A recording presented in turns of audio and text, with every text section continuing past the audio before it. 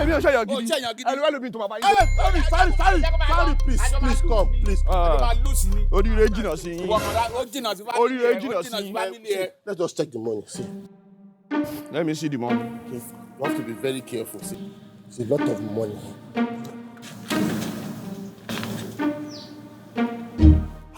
$. Bọ̀wọ̀ sí fún ọmọ ọ̀fẹ́ tíṣu ni tó rọ́gùn bẹ́ẹ̀ ni. Ilé ọgbà kan tó dàgbé bò adìyẹ. Àwọn ọmọ yín ló bá dàgbé bò adìyẹ. Wá ẹtì. Àwọn ọmọ yín ló bá dàgbé bò adìyẹ. Alo bàbá. Ṣé yí fọ́tò tí mo sẹ́ndì sí yín lẹ́ǹka ìgbà tẹ́ ń dá mi lọ ẹni pé ojú ẹ̀ ń ṣe balabala pẹ́ẹ́rì mi má pẹ́ẹ́rì ẹ wo ohun tó ṣẹlẹ̀ ni pé ṣé yí bó ṣe wà yẹn ó ti wọṣẹ́ o gbogbo àjíwèé tẹ́ ń jíwèé nípa ẹ̀ ó ti wọra ẹ jọ owó ń bẹ lọ́wọ́ ẹ̀ bókó bókó ẹ jọ. Let's go to POS. Wọ́n ti jẹ. Ẹ̀yin gan olófò nìyí. Ẹ̀yin gan olófò nìyí. Ó dàgbé bò adìyẹ báyìí. Àwọn ọmọ yín á dàgbé bò adìyẹ. Oríire jìnnà sí yín.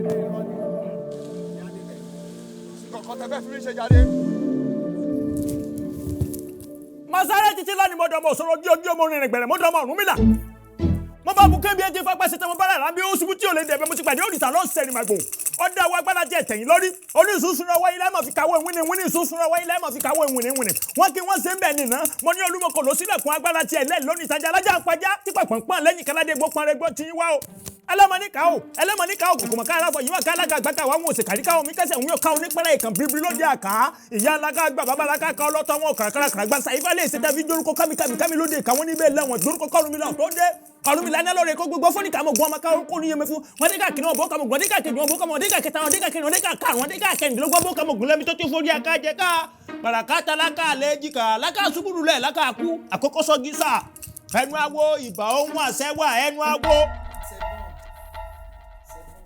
lẹ́wọ̀ ọmọkùnrin mo bá ọ yọ̀ ó kó ogun àjàbọ̀ mo kí ọ kú oríire. Ẹ ṣé mo dúpẹ́. Ẹlẹ́dàá rẹ yọ̀. Ẹlẹ́dàá mi mo dúpẹ́. Bórí rẹ mú kọ́ Ẹlẹ́dàá rẹ yọ̀. Ẹlẹ́dàá mi mo dúpẹ́. Dúpẹ́ lọ́wọ́ ìyá ẹ̀. Ẹlẹ́dàá mi.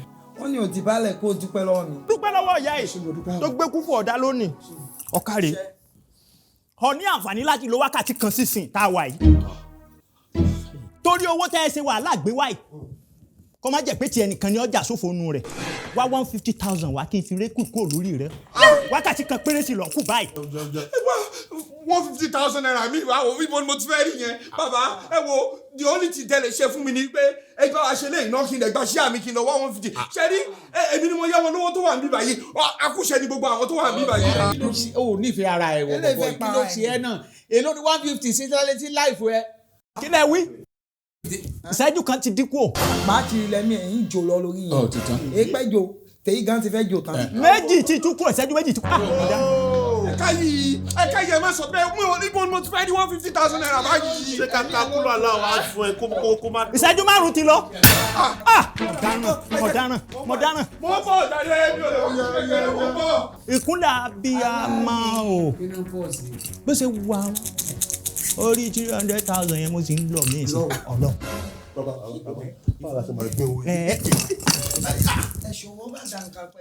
Mama Ego, don't do that. Stop it. Ẹ fi lẹ̀ kàyí tó kù. kí ni í ṣe. àwọn rẹ̀ ó yẹ sọ kó ti lọ. Alábìyí. ẹ sọ kó ti lọ. kí ló ṣẹlẹ̀. ẹ rò pé ní mi ò pè é gbogbo nǹkan tẹ̀ ń plan pátápátá ni mo mọ̀. Wá fọlọ́pàá mu wá. ọlọ́pàá mu wá. ẹ máa kú sẹ́wọ̀n ni. Ẹ̀mí ẹ̀ òjò ẹ lójú. ẹ̀mí yàrá yẹn yóò níjọ yìí lójú nígbà tí mo ti rí bẹ́ẹ̀ ṣe ń ṣe àsàmàlẹ́kẹ̀ yìí mo wá wò pé kémi náà kí n fúnra mi ní brain kí n fúnra mi lé mo wá dọ́gbọ́n sí i.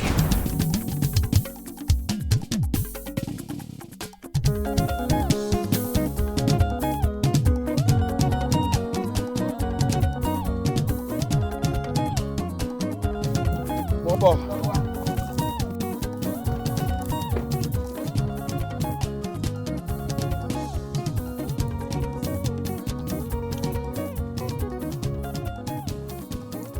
ẹ káàsán ẹ jọ ṣalágolo police station nìyẹn ẹ ṣe ẹ wò ó orúkọ mi ní Sisi ṣó ti yẹ yín sìn Sisi ló máa ń pè mí àwa lọ́nà Ṣàngíṣà mo suspect àwọn nǹkan wọn ń lo mọ́tò Toyota Corolla Toyota Corolla LND 575 ní nọ́mbà wọn ṣó ti yẹ yín mo fẹ́ kẹ́ ọ̀nà Ṣàngíṣà máa dọ́gbọ́n dá wọn dúró stylishly máa fi dá wọn dúró ládùúgbò yẹn ẹjọ́ yá tẹ̀lé wa gbogbo bí kíbi tó bá fẹ́ lọ ẹ jẹ́ ká tẹ̀lé wọn 419 ni wọ́n.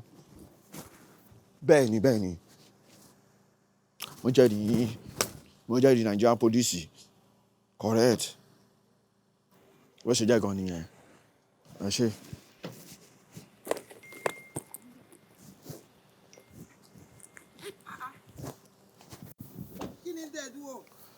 kò sí wàhálà mo fẹ́ ṣọ́ọ̀pù owó wà lákàntì yẹn kí n tó gbowó ni. ẹjọ́ torí Ọlọ́run wàhálà yìí ṣe pọ̀ ṣe wá àgbàlagbà nìyí náà ẹ rí pé mò ń sọ̀rọ̀ lórí fóònù ẹ tún jáde ẹ tún wá ń ṣẹnu ṣọṣọṣọ kí ló dé ṣé báwọn ègún ṣe máa ń ṣe nìyẹn ni. má wẹnu sí mi lára mo mọ ẹgbẹ́ mi pa ó jáde ìyá olówó gbé owó fún.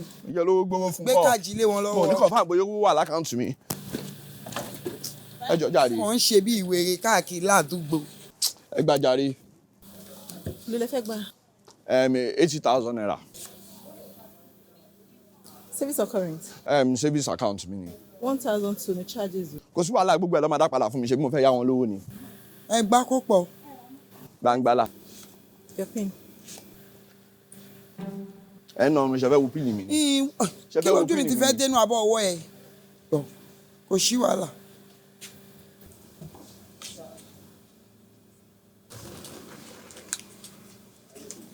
Tí o bá dẹ̀ sí nẹ́tíwọ́ọ̀kì ẹ̀jẹ̀ á máa lọ. Mo ti yá charges mi. Ẹ ṣe. Ẹ̀yin náà dá òun pẹ́ òun wà ń ta.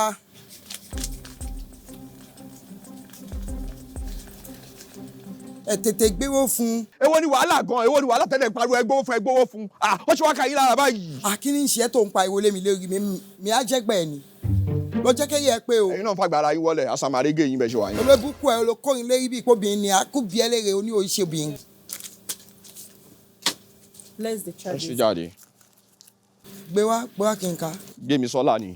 Ẹni ṣó jáde. Èwo la bọ̀rọ̀ pẹ̀lẹ́ ṣé mo sọ fún yín pé mo ṣubú. Bóyá mo sọ fún yín pé mo ṣubú tẹ́ ń pariwo pẹ̀lẹ́pẹ̀lẹ́. Ó yẹ ẹja lọ.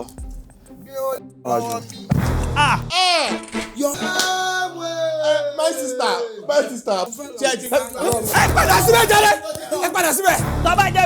tó bá jẹ́ bẹ́ẹ̀ ó yá afẹ́fẹ́ lẹ́lẹ́ tí fẹ́ gbẹ̀rí òkun ẹ̀fúfú lẹ́lẹ́ tí fẹ́ gbẹ̀rí ọ̀sà ìwọ àtọlọ́pàá ó yẹ ẹ̀dọ̀ jẹ àti gínáàrì báwọn lálẹ́ dọ̀ gíní àìmọ́ orúkọ kíkú kó apá ní. mo dáná.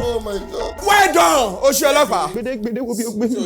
ṣé ẹ ti rí báyìí tó ti rí sórí pé olórí burúkú nìwọ obìnrin olórí burúkú má ṣàǹfààní ni ẹ. Kò ní dà fún ẹ. kò ní dá fún yálà ìyá ẹ. Ilé púpù ni ẹ.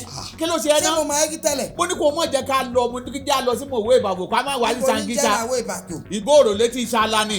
Gbàkọ́ ẹ lọ sẹ́wọ̀n. ìwọ tó kàn kúrò o kàn kú padà ní sálámù. Ọlọ́run àbáyé jẹ́. Ọlọ́run àbáyé bàbá ẹ̀ àbáyé jẹ́. jẹ́. Grandma, let's go. Ẹ bọ́ tajà rẹ̀. Má tún mọ́ owó ní túmọ̀ wọn. Bákọ́ mi yẹ bákọ́ mi. O lè wà ní ẹ̀jẹ̀. Thank you officer. Ẹ̀wọ̀n ni gbogbo yín máa kú sí. I don't take bribe. Ẹ̀wọ̀n lè máa kú sí. Àsàmàrégé yàrá ìyá yín. I'm speaking with you and you're walking out on me. How dare you? Haven't you overflogged this issue? Listen to what I'm saying. I've told you what I want and you would not go against it. That is my final verdict. But mommy, make it make sense to me. Why must I marry a lawyer? I already compensated you by studying international law as my master's. What else do you want? Sorry, my love. That is no compensation as far as I'm concerned. Your late father was an SAN. I am, with all sense of pride, an SAN as well. So, and we will not have it. Come on and produce lawyer call. I mean, who does that? That's an abuse to us.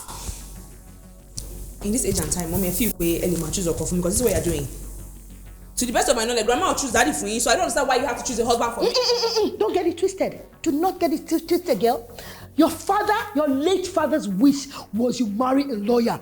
And you know as well as I do that, I will definitely keep to that. To the last letter. Sibabu doctor will live for you, man. Oh, bí ẹ̀dá mi ò ní gbà lọ́wọ́ ẹ̀. Oh, tó bẹ́ẹ̀ Bẹ́wàjí, nǹkan tí mo bá fẹ́, òun ló máa ṣe. Mo ti sọ fún ẹ several times, nǹkan tí mo bá fẹ́ ló máa ṣe. Oh, ní choice. You are bringing me a lawyer Apart from a lawyer, you are not bringing anybody to this house. But mommy, if I fall in love with a doctor or an engineer, you don't have a choice. I do have a choice. Okay. You are not bringing any of that to this house. I have told you that is what I want.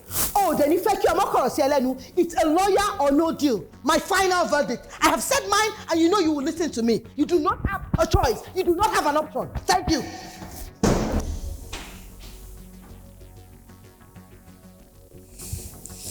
A lawyer you want, a lawyer you get.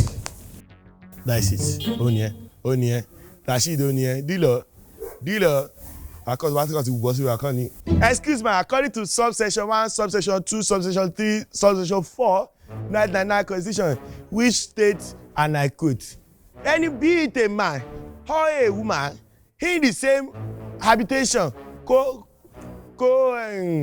conjugate in one house, they are Rashid.